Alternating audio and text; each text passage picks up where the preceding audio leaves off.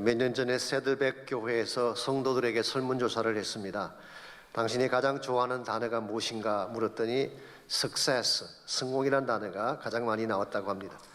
다시 묻기를 그럼 무엇이 성공이냐 질문했더니 수백 가지의 다양한 대답이 나왔는데요. 예를 들면 부자가 되는 것, 출세하는 것, 최고의 대학을 나오는 것, 굴제 회사를 만들고 명예의 전당에 이름을 올리는 것, 다양한 답들이 나왔습니다.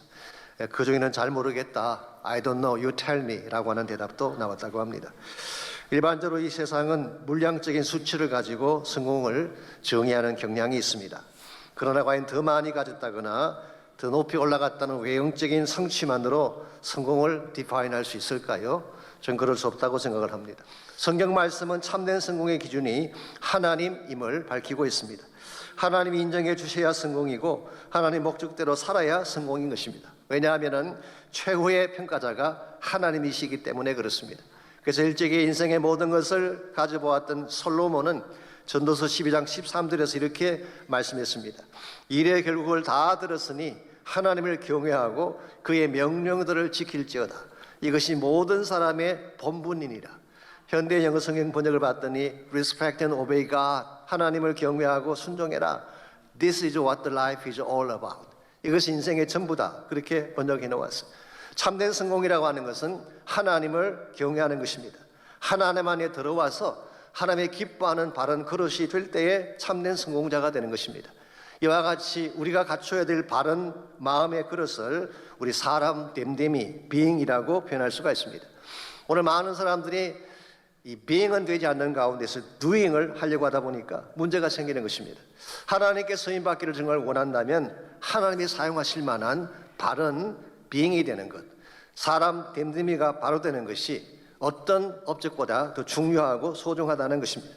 그래서 오래전에 한경영 목사님이 하신 유명한 말씀이 있죠. 좋은 나무가 되십시오. 그러면 좋은 열매는 자연히 맺히게 될 것입니다. 오늘 많은 사람들이 좋은 열매를 원하면서도 바른 사람이 되지 않기 때문에 실제적으로는 열매를 맺지 못하는 것입니다. 이런 면에서 우리가 참된 차원의 성공자가 되기를 원한다면, 무엇보다 하나님 안에서 성공자가 되기를 원한다면 하나님께서 찾으시는 바른 됨됨이를 갖춰야 하는 것입니다. 그렇다면 하나님은 어떤 사람의 됨됨이를 찾고 계실까요? 오늘 본문에 보시게 되면 하나님이 찾으시는 바른 됨됨이가 무엇인가에 대한 좋은 이해가 오늘 본문에 소개가 되어 있습니다. 오늘 본문에는 두 사람이 등장하고 있죠. 한 사람은 아브넬이라는 사람이고 또 한 사람은 다윗이었습니다. 아브넬은 사울 왕과 사촌지간이었습니다. 또한 오랜 기간 동안 이스라엘의 군대의 사령관을 역임했기 때문에 권력의 기반을 많이 닦아둔 사람이라고 할 수가 있죠. 그런데 인간성은 그렇게 좋지 않았던 인물인 것 같습니다. 오늘 본문을 보시게 되면 그의 사람 됨됨이가 어떠한지를 확인해 볼 수가 있습니다. 6절입니다. 사울의 집과 다윗의 집 사이에 전쟁이 있는 동안에 아브넬이 사울의 집에서 점점 권세를 잡으니라. 지난주에 말씀을 드린 것처럼 다윗과 이스보셋 사이에 전쟁이 계속되었는데 그 과정에서 아브넬의 권세가 점점 커져갔음을 말하는 것입니다. 이렇게 되자 그가 해서는 안 될 일을 하나 저지르게 됩니다. 그것이 뭐냐고 하면 사울의 첩, 즉 왕의 후궁이죠. 이 후궁을 건드린 일을 행한 것입니다. 고대 사회에서 이것은 있을 수가 없는 것입니다. 신하가 왕의 후궁을 건드렸다고 하는 것은 반역을 의미하는 것이기 때문에 당연히 처형을 당해야 되는 것입니다. 그래서 7절을 보시면은 이스보셋이 이와 같은 아브넬의 모습을 책망을 하게 되죠. 너가 어찌하여 내 아버지의 첩과 통관하였느냐. 자, 이스보셋이 비록 연약한 왕이긴 하지만 그래도 왕이 이렇게 말을 하면 죄송해하는 신용이라도 해야 될 터인데 아브넬은 그렇지 않았습니다. 8절을 보시면은 오히려 분노하며 그에게 대들었습니다. 아브넬이 이스보셋의 말을 매우 분하게 여기르되 내가 유다의 계물이냐. 이 분하게라고 번역을 했지만 어떤 영어 성경은 furious, 경노했다 그렇게 번역을 했어요. 그는 엄청 화를 내면서 내가 유다의 계물이냐. 이 표현은 사실 시장 잡배들에게 나서는 막말입니다. 유다 사회에서 아시는 대로 개라고 하는 동물은 가장 경멸하고 더럽게 여기는 동물이었죠. 물론 요즘은 그렇지 않습니다. 요즘은 개를 가족같이 상전 모시도 모시는 시대이기 때문에 요즘은 해당이 안 되지만 고대 유대 사회에서는 그랬습니다. 아무리 일국의 왕이 연약하다고 할지라도 왕 앞에서 내가 유다의 개라가 됩니까? 이건 욕이에요. 막말을 막 퍼부은 것입니다. 무리하게 짝이 없는 그런 행동을 하고 있습니다. 여기서 멈추지 않고 협박까지 합니다. 이제 내가 다윗의 편을 들어서 그에게 이스라엘을 넘겨주겠다고 협박을 했습니다. 아니, 이스보셋을 내세워서 다윗을 대적할 때는 언제이고, 수가 틀어진다고 이스보셋을 버리고 다윗에게로 가겠다고 하니 얼마나 얄팍하고 이중적인 모습입니까? 그래서 저는 그가 얼마나 큰 능력과 많은 권세를 소유한 자인지는 모르겠습니다만은 이런 인간성을 하나님이 기뻐하실 리가 없습니다.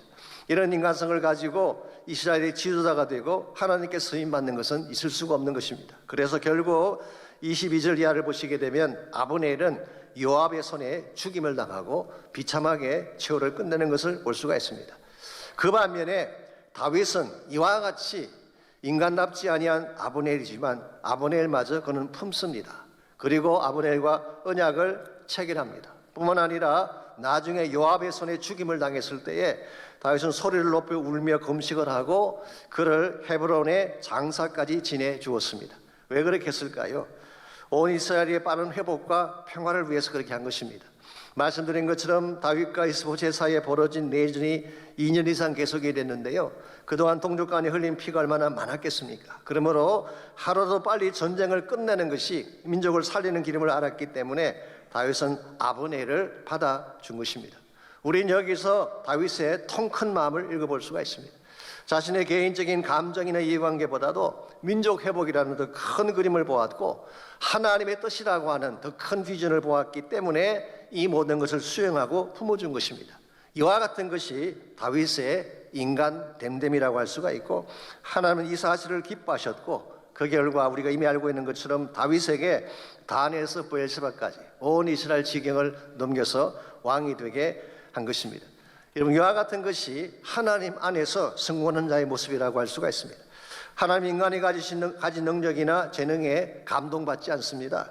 우리가 가진 것이 아무리 크다고 한들 하나님의 능력에 비할 수가 있겠습니까? 그러므로 하나님이 관심 갖는 것은 바른 마음이에요. 바른 사람 됨됨이에 관심을 갖고 있습니다.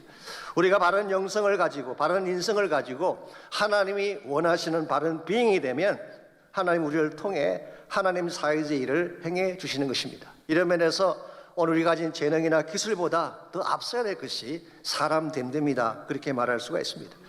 여러분과 제가 이미 알고 있는 것처럼 우리가 사는 이 시대는 하이테크의 시대입니다. 모든 것이 기계화되고 디지털화 되어졌죠. 그러다 보니까 삶이 참 편리해진 것은 사실입니다. 전화기 한 대만 가지면 온 세계를 손바닥에 넣고 볼 수 있는 시대가 오지 않았습니까? 식당에 가면요, 주문도 로봇가 받고 가정에서는 청소도 로봇이 해주고 심지어 한국에는 커피도 로봇이 내려다가 갖다 준다고 합니다. 참 편리하고 빠른 그런 시대가 왔습니다. 이와 같은 하이테크가 정말 우리 삶의 질을 높인다고 생각하십니까? 저는 그게 동의하지 않습니다. 이와 같이 기술 문명이 발달할수록 세상은 점점 더 험악해져 가고 있고 인간미를 잃어가고 있는 현실을 부인할 수가 없습니다. 감성이 메말라가고 인격적인 만남이나 정겨운 마음의 타치가 없기 때문에 신문을 보십시오. 어느 때보다도 자살률이 더 높아지게 되고 파괴적인 참사들이 곳곳에서 일어나고 있지 않습니까? 그래서 메가 트렌드로 유명한 미국의 미래학자 존 네이스빗이라는 사람이 있습니다. 지금 세상을 떠나셨습니다마는 이분이 이런 경고를 한 적이 있습니다. 테크놀로지가 발전하는 것이 좋긴 하지만 그것에 함몰당하게 되면 인류의 진정한 가치를 상실할 수 있다. 그래서 이분이 제시하는 것은 하이테크도 중요하지만 하이타치, 고감도의 감성도 중요하다, 그런 표현을 했습니다. 예를 들면 부모의 따뜻한 가슴, 진실된 사랑, 서강을 바라보며 마치는 차 한 잔, 사랑하는 사람들과 무닥불 앞에서 밤새 나누는 대화, 이와 같은 것이 훨씬 더 소중하다는 것입니다. 왜냐하면 이것을 통해서 관계성이 만들어지게 되고 그 결과 우리 삶의 진정한 행복의 열매를 맺을 수 있기 때문에 하나님께서 찾아주시는 가치도 동일합니다. 하나님 인간의 재능이나 최첨단 기술이 아니라 바른 마음을 가진 사람들을 원하세요. 그래야 인격적인 만남을 가질 수가 있게 되고 그런 자를 통해 하나님 일을 하실 수 있기 때문에 하나님은 퍼슨이십니다. 하나님은 인격적인 존재이시기 때문에 어떤 도식이나 방법을 통해 일하시는 것이 아니라 인격체인 사람을 통해 일하시는 것입니다. 만일 여러분이나 제가 기계적이고 도식적인 방법으로 하나님을 만나려고 한다면 하나님 깊이 만날 수가 없어요. 가슴을 통해, 마음을 통해, 심령을 통해 하나님 만나야 되는 것입니다. 그리고 하나님을 만나게 되면 하나님은 우리의 방법이나 수단을 통해 일하시는 것이 아니라 우리를 통해 하나님을 통해 일하시는 것입니다. 요즘 하나님 경험하는 삶이라고 하는 제자론을 계속하고 있습니다마는 헨리 블랙 개인 목사님이 이런 말씀하신 적이 있어요. It never works, but He does work. 좀 어려운 말이긴 한데 it이라고 하는 것은 그것, 우리가 말하는 흔히 말하는 방법이나 수단이나 재능이나 기술이나 테크놀로지, it doesn't work. 그것은 일하는 것이 아니라는 것입니다. 누가 일하느냐? He, 하나님이 일하신다. 하나님이 일하시는 것이지 우리가 가진 방법이나 수단이라는 것이 아닌 것입니다. 그러므로 우리가 갖춰야 될 더 중요한 것은 하나님이 사용하실 수 있도록 바른 사람 됨됨이를 갖추는 것입니다.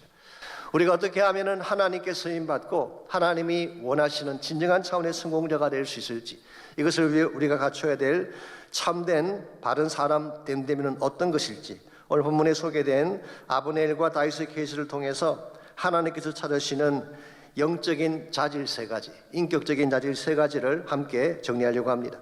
첫 번째로 하나님 안에서 성공하는 데 필요한 자질은 겸손함입니다. 하나님은 겸손한 자를 자에게 은혜를 베푸시고 교만한 자는 물리치신다고 말씀하셨어요. 그러므로 우리가 하나님께 쓰임 받으려면 1차적으로 겸손해야 되는 것입니다. 자, 그렇다면 겸손은 어떤 것을 말하는 것일까요? 제가 사전을 찾아보았더니 다양한 정의들이 나와 있었습니다. 자신을 낮추는 것, 다른 사람을 존중하는 것, 그의 의견을 경청하는 것, 자신의 한계를 인정하는 것, 자신의 실수를 인정하는 것, 다양한 그런 정의들이 사전에 나열된 것을 보았습니다. 물론 다 맞는 말이긴 하죠. 그러나 성경적으로 말씀드리자면 핵심은 이것입니다. 자기 위치를 지키는 것이 성경이 말하고 있는 겸손이에요. 하나님 우리 모두에게 나의 위치를 주셨는데 내 위치를 지키면서 그 위치에서 내가 해야 될 본분을 다 하는 것을 겸손이라고 말하는 것입니다. 그러므로 무조건 난 못해요, 이거 겸손이 아닙니다. 하나님이 직분을 맡기셨는데 나 같은 게 뭘 할 수 있나요? 라고 뒤로 빠지는 것은 겸손처럼 보이지만 사실은 아니에요. 하나님이 직분을 주셨으면 순종해야지, 하나님이 주셨음에도 불구하고 노하는 것은 하나님에 대해서 바른 자세라고 할 수가 없죠. 오늘 본문에 보게 되면 이 아브넬의 케이스가 바로 그 케이스입니다. 아브넬이 능력도 있고 재능도 있고 많은 권세를 가진 것은 사실인데 자기가 지켜야 될 위치를 벗어난 것입니다. 신하면 신하로서의 위치를 지켜야 되는데 그 위치를 벗어나서 왕 노릇하려고 한 것, 이걸 성경은 교만이라고 부르는 것입니다. 실제로 여러분 성경을 보시게 되면요, 이 사탄의 기원이 이 교만에서 시작된 것을 성경이 기록하고 있습니다. 사탄이 왜 이 땅에 떨어지는 그런 존재가 됐는지 아십니까? 능력이 부족해서 혹은 못생겨서 아닙니다. 에스겔 28장에 보시면요, 원래 이 사탄은 천사였어요. 그룹이라고 하는 천사, 하나님의 최측근에 있으면서 하나님의 영광을 지키는 천사장 중에 하나였습니다. 얼마나 그가 아름다웠는지 홍보석, 청보석, 금광석으로 단장을 한 beautiful creature, 그야말로 아름다운 존재가 천사였습니다. 그런데 왜 이 천사장이 땅으로 떨어져서 타락하게 됐을까요? 하나님 위치까지 높아지려고 시도했기 때문에. 이게 교만이에요. 이사야 14장 12절에서 14절은 이 사실을 더 자세하게 묘사해주고 있습니다. 너 아침의 아들 계명성이여, 어찌 그리 하늘에서 떨어졌으며 내 열국을 덮은 자여 어찌 그리 땅에 지켰는고, 내가 내 마음에 이르기를 내가 하늘에 올라 하나님의 뭇별 위에 내 자리를 높이리라. 내가 북극 지폐의 산 위에 앉으리라. 가장 높은 구름에 올라가 지극히 높으니, 지극히 높으니라는 것은 하나님을 말하는 것입니다. 지극히 높으니와 같아지리라 하는도다. 여기에 계명성이라는 단어가 나오죠. 히브리 말로 헬렐이라고 하는데요, 많은 영어 성경들이 모닝 스타, 새벽별 혹은 샤이닝 스타 그렇게 번역을 했습니다마는 킹 제임스 버전은 루시퍼라고 번역을 했어요. 사실 이것은 라틴 말입니다. 라틴 말로 루크라고 하는 단어가 빛이라고 하는 뜻이죠. 그래서 이 루시퍼라는 이 명칭이 대다수의 성경학자들에 의하면은 사탄에 대한 명칭으로 이해를 하고 있습니다. 찬란한 별과 같았던 천사가, 샤이닝 스타였던 그 천사가 왜 땅에 떨어지게 되었는가? 자신의 위치를 벗어나서 지극히 높으신 하나님과 같아지려고 했기 때문에. 이것을 성경은 교만이라고 하는 것입니다. 여러분과 제가 기억해야 할 중요한 사실이 있습니다. 인간에게는 인간의 위치가 있고 피조물에게는 피조물의 위치가 있습니다. 하나님이 나에게 주신 위치가 있는데 그 위치를 망각하고 그 위치를 넘어서려고 할 때에 우리도 모르는 가운데에 교만의 질병에 빠지게 되고 결국은 무너지게 되는 것입니다. 톨스토이에게 든 유명한 말이 있습니다. 모든 것은 지랄이 있을 때에 그때가 가장 아름답다. 돌멩이 한 개, 풀 한 포기, 나무 한 조각도 있어야 될 자리에 있을 때에 조화를 이루고 작품이 된다, 그런 뜻이. 우리나라 옛말에도 이런 말이 있습니다. 산은 맹수가 지키는 것이 아니라 나무가 지킨다, 이런 말이 있어요. 우리 생각에는 호랑이나 사자 같은 맹수가 산을 지키는 줄 알지만 실제는 그렇지 않습니다. 나무가 지키는 것입니다. 그 중에서도 못난 나무가 지킨대요. 잘생긴 나무들은 다 잘려나가지만 못난 나무는 20년, 30년이 지나도 그 자리를 지키고 있는, 이게 사실은 겸손한 자가 실제적인 역할을 감당하는 것을 비유적으로 표현한 것입니다. 저는 교회 일도 마찬가지라고 생각을 합니다. 교회에서 굉장해 보이는 사람들, 능력이 특출한 사람들이 교회를 지키는 것처럼 보이지만 꼭 그렇지만은 않습니다. 묵묵히 자기 위치에서 기도로, 예배로, 섬김으로 사는 자들이 교회를 지키는 자들이에요. 새벽에 나와 보십시오. 언제나 그 자리를 지킨 사람들이 있습니다. 부엌에 가보십시오. 파킹장에 가보십시오. 묵묵하게 섬기는 그곳을 지키는 자들이 있죠. 주일학교 교실에 가보세요. 약물에 가보십시오. 언제나 그 자리를 지키는 교사와 목자들이 있습니다. 이와 같은 사람들이 교회를 지키는 자들이라고 생각을 합니다. 그러므로 여러분에게 주어진 위치가 있고 여러분이 해야 될 사명이 있는데 그거 빼앗기시면 안 됩니다. 그 자리에서 최선을 다하고 충성을 다하는 것을 성경은 겸손이라고 부르고 있고, 작게 보이지만 하나님께서 나에게 부여하신 것에 최선을 다할 때에 우리 목자장이신 예수님께서 다시 오실 때에 칭찬받고 면류관 받는 것입니다. 잘했도다 자고 충성된 자가 너가 작은 일에 충성하였으니 더 큰 것으로, 더 많은 것으로 맡기시리라. 이게 하나님께서 인정하시는 바른 사명자의 모습이죠. 그러므로 우리가 하나님 안에서 성공자가 되기를 원한다면 1차적으로 겸손해야 돼요. 나를 비워내는 겸손입니다. 두 번째로 하나님이 찾으시는 영적인 자들은 투명성입니다. 마음에 숨겨진 계산이나 이중성이 없는 마음 자체가 맑고 깨끗한 상태를 하나님이 기뻐하시는 것입니다. 오늘 본문에 소개된 아브넬을 다시 보시게 되면 이 측면에서 문제가 있는 사람인 것을 발견할 수가 있습니다. 아브넬은 철저하게 계산 따라 움직이고 기회주의적인 입장을 취했기 때문에 그렇습니다. 9절과 10절을 보겠습니다. 여호와께서 다윗에게 맹세하신 대로 내가 이루게 하지 아니하면 하나님이 아브넬에게 벌 위에 벌 내리심이 마땅하노라. 아까 말씀드린 것처럼 아브넬이 분노하면서 자기 위치를 벗어났을 뿐만 아니라 이제는 이스보셋에게 협박까지 합니다. 여호와께서 다윗에게 맹세한 대로 내가 반드시 이루리라. 여기서 여호와께서 다윗에게 맹세한 것이 구체적으로 뭘 말하는 것일까요? 그 다음 절인 10절에 보게 되면 그 내용이 나와 있죠. 그 맹세는 곧 이 나라를 사울의 집에서 다윗에게 옮겨서 그의 왕위를 단에서 브엘세바까지, 이 단에서 브엘세바라고 하는 것은 가나안 땅 전체를 가리키는 관용적인 표현입니다. 이스라엘과 유다에 세우리라 하신 것이라. 자, 아브넬은 처음부터 이 사실을 알고 있었던 것 같습니다. 하나님이 사울의 집으로부터 다윗의 집으로 왕권을 옮기게 되고 장차 다윗이 단에서 브엘세바까지 온 이스라엘을 다스려야 될 왕이 된다는 것, 이게 하나님의 뜻이요 계획인 것을 알았습니다. 그랬으면 어떻게 하는 것이 정상일까요? 그랬으면 처음부터 이스보셋을 세우지 않았어야지. 하나님의 뜻이 자명하다면 이스보셋을 세워서 전쟁을 일으키면 안 되는 거죠. 그런데 아브넬이 모든 것을 알면서도 이스보셋을 세워서 내전을 일어나게 했습니다. 그 이유는 한 가지입니다. 자기 마음속에 있는 욕망 때문에. 겉으로는 이스보셋을 왕으로 세우는 것처럼 이야기했지만 실제는 자신의 권세를 잡고 자신의 욕망을 성취하기 위해서. 이와 같은 것이 건강한 마음의 자세가 아니라는 것입니다. 자, 이렇게 해서 이스보셋과 함께 전쟁을 일으켰으면 이제는 끝까지 가야지. 오늘 본문에 보시게 되면 다윗에게 이제 전세가 기울어지게 되자 이제는 하나님의 뜻을 빙자해서 그 맹세를 이루겠다, 즉 다윗을 돕겠다, 그렇게 나오고 있습니다. 이 상태에서 우리가 알 수 있는 게 뭔가요? 참 기회주의적이죠. 상황 봐서 나에게 유리하면 이쪽을 택하고 불리하면 저쪽을 택하는, 이것이 전형적인 기회주의적 모습이라고 할 수가 있습니다. 아브넬의 마음속에는 처음부터 투명함이 없었어요. 온갖 욕심과 탐욕과 거짓이 꽉 차 있었기 때문에 자신의 이익을 추구하는 계산이 그의 마음속에 꽉 차 있었기 때문에 이와 같은 자기의 속내를 감추고 마치 다윗을 위하는 것처럼, 하나님을 위하는 것처럼 위장했지만 실제 그 마음 중심에는 하나님이 기뻐하지 않는 악한 것들이 많이 존재했던 것입니다. 오늘 여러분과 제가 조심해야 될 것이 여기 있습니다. 우리 마음 속에도 우리는 인식하지 못할지 모르지만 욕망도 있고 야망도 있고 하나님이 기뻐하지 않는 찌꺼기도 존재할 가능성이 있기 때문에 우리가 하나님을 위해서 일을 한다고 하지만 사실은 우리의 어젠다를 위해 일할 때가 많지 않았습니까?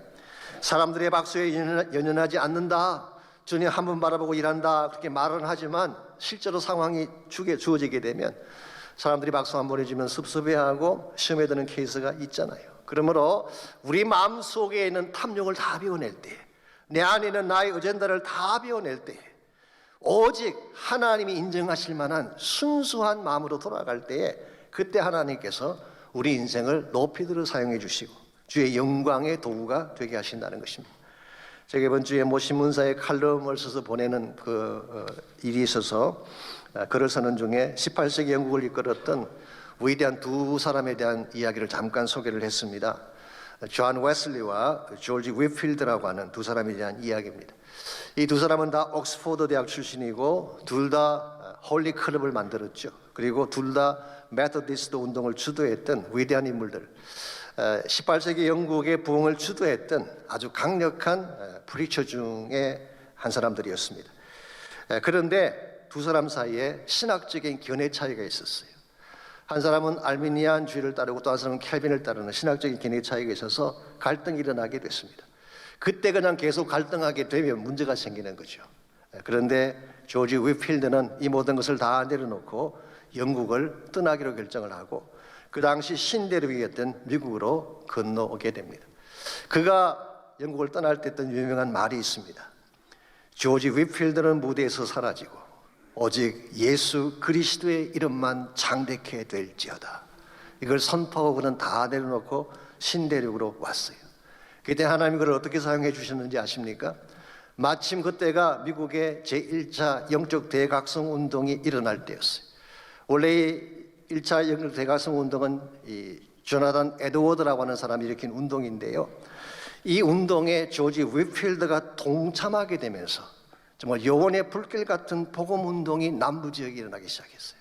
수많은 교회들이 하나님께로 돌아오고 회개하고 수많은 자들이 크리스찬이 되어져요. 오늘날 남부 지역의 감리교와 침례 교단이 부흥하게 된 근본적인 계기가 여기 있다라고 역사가들은 평가를 하고 있습니다. 나의 것을 내려놓으면 망할 줄 알지만 아닙니다. 하나님이 그것으로 채워주는 거예요. 나의 야망을 뿌내면 망할 것 같지만 아닙니다. 하나님 비전을 포기되는 거예요. 내 생각을 비워내야 하나님의 지혜가 깨달아지고 내가 추구하던 세상적 성공주의를 내려놓아야지 하나님이 인정하시는 진정한 성공자가 되는 것입니다. 이런 면에서 우리는 움켜잡으려고 하고 나의 것을 성취해야만 성공을 해야 할지 모르지만 사실은 반대입니다. 나를 비워낼 때 하나님 일하기 시작하고 하나님 일하시게 되면 진정한 차원의 성공이 하나님을 통해 이루어지게 되는 것입니다. 이런 면에서 여러분과 제가 세상적인 성공자가 아니라 하나님 안에서 성공자가 되려면 1차적으로는 겸손한 마음 필요합니다. 두 번째는 투명한 마음, 나의 모든 어젠다를 비워낸 깨끗한 마음이 필요합니다. 세 번째로 우리가 하나님 안에서 성공하려면 신실함이 있어야 돼요. 신실함이라고 하는 것은 변질되지 않는 것, 변하지 않는 것을 신실함이라고 표현하고 있습니다. 오늘 본문에 소개된 다윗의 케이스를 보게 되면 신실함이 무엇인가를 극명하게 확인해 볼 수가 있습니다. 13절입니다. 13절을 보시면은 다윗이 이르되 좋다. 내가 너와 언약을 맺으리와. 즉 아브넬이 찾아와서 언약을 맺자고 제안을 했을 때에 다윗은 그것을 억셉트합니다. 왜 그랬을까요?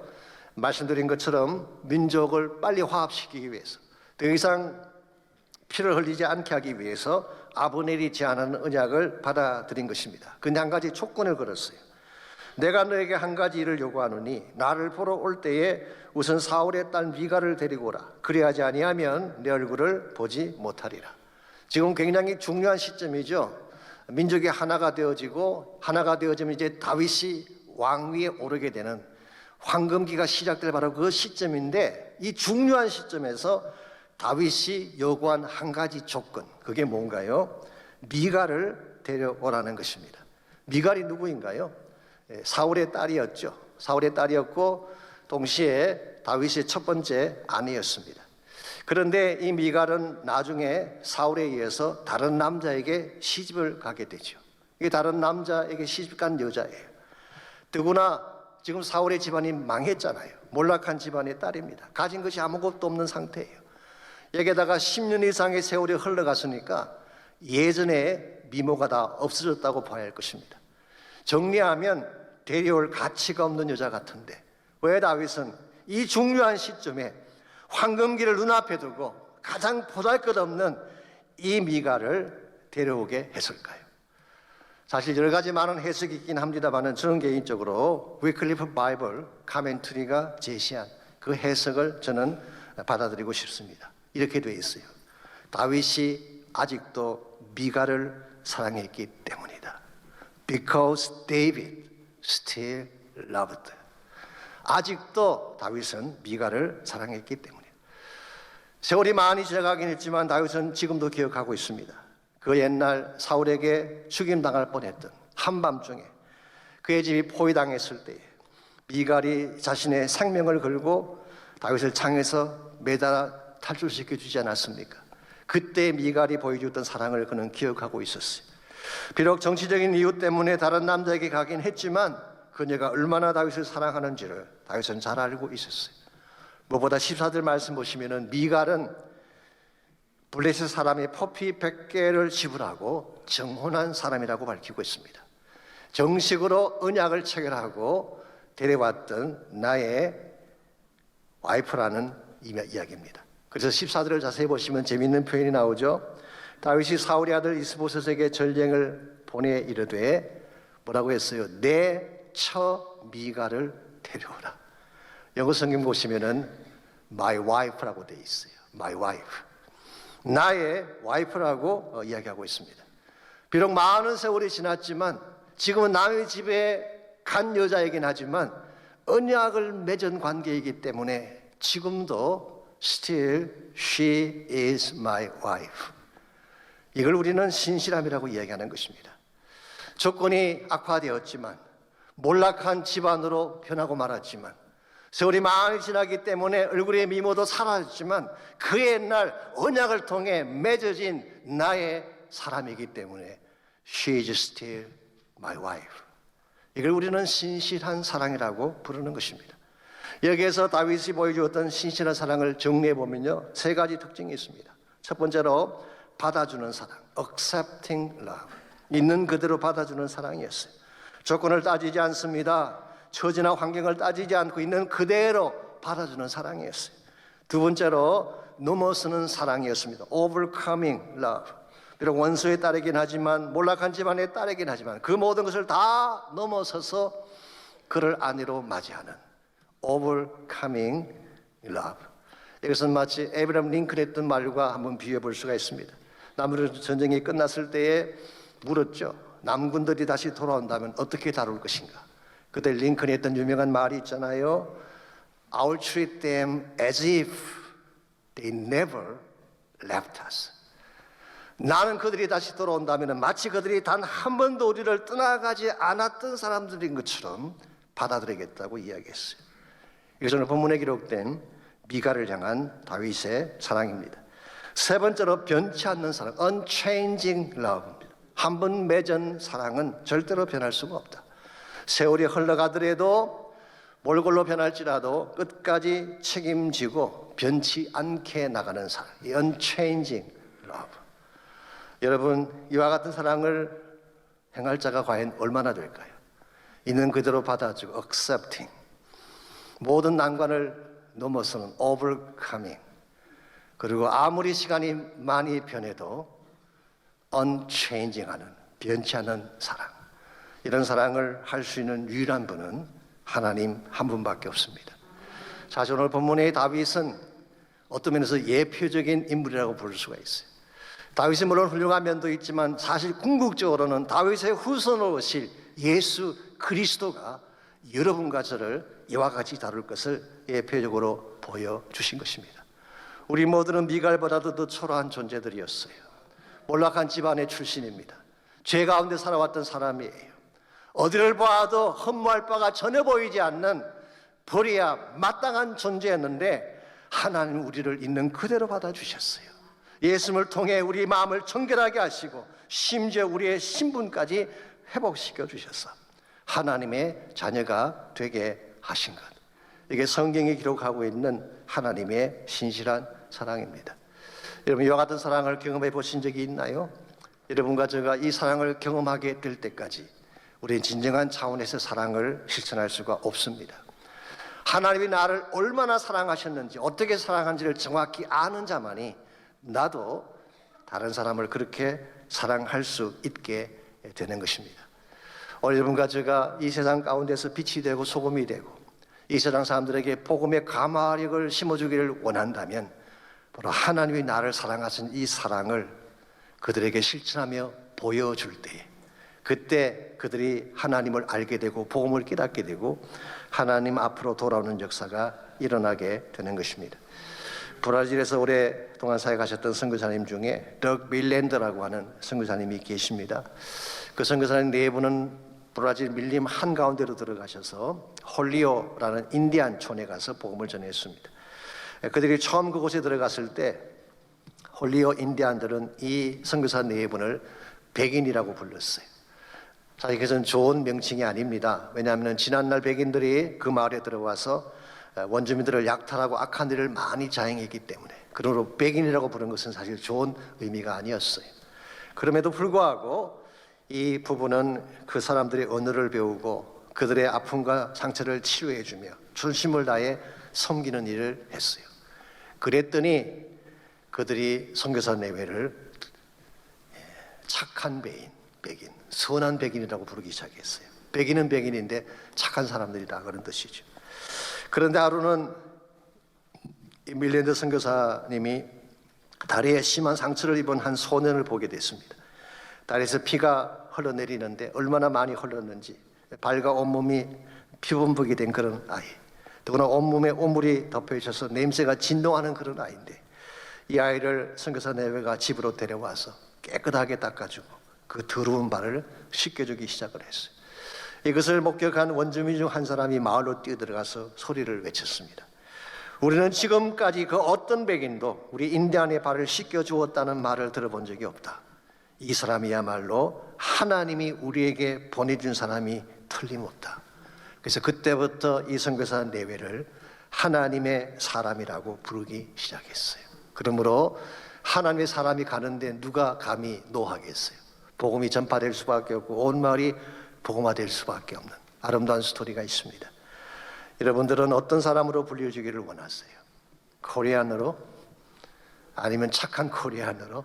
물론 그것도 필요하긴 하지만 우리 모두가 참 불려줘야 될 바른 명칭이 하나 있다면 하나님의 사람으로 불려지는 것입니다.